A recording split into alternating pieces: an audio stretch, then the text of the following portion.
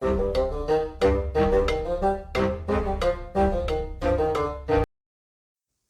and welcome to the Critically Clueless. In today's video, I'm going to be giving you 5 top tips for Yu-Gi-Oh! Master Dual. So as many of you know, we have got ourselves a brand new Yu-Gi-Oh! Game. I've just done a review for it, and so I figured I would give you a few tips and hopefully it will help you in the early stages of the game. And don't forget guys, if you learn anything or just find it entertaining, don't forget to hit that like button and of course subscribe to the channel, that way you don't miss out on more videos just like this. Now the first tip I'm going to give you starts with the very beginning of the game. Once you load it up, you're going to be asked to pick a starting deck.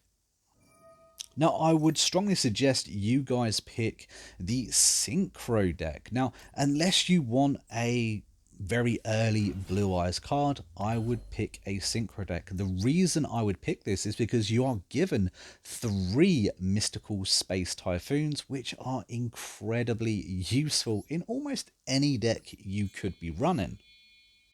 Therefore, you're getting your hands on 3 very good magic cards that you most definitely probably might maybe need. I say that because obviously it really does depend on the type of deck that you want to be running, but Mystical Space Typhoon right at the beginning of the game is going to be very, very helpful. Now this game doesn't really have many modes to it. It has a story mode and it has a multiplayer mode. And now I know most of you are going to be wanting to jump into that multiplayer mode, but I would suggest at least doing the first couple of missions in the solo story because there are some very, very good cards here. As you just saw, you can unlock a Monarch deck relatively early on in the game. Complete a couple of missions and it will straight up give you that Monarch deck. Now I hear what you're saying, you may not like that Monarch deck, but have a good look through. As you level up and unlock more stories, there are going to be more decks that you're going to be able to unlock, and there's some very, very good ones in there. So work your way through them when you got a little bit of time because it's well worth doing it. And on top of that, if that wasn't already a big enough incentive to get stuck into that solo mode, at the very beginning in Dual Strategy, you can collect 3 very powerful magic cards. And it really will only take you possibly half an hour to get all 3 cards. The last of them being Reinforcement of the Army, which is a very good magic card for if you're wanting to do a warrior deck. Up here you can see that there was a monster reborn, and the very first card you'll unlock is the powerful Regeki. And the next tip I would give you is that the ban list for this Yu-Gi-Oh game isn't what we all think. That's right, you can craft yourself a Max C and run this in your deck. And this card should 100% be banned.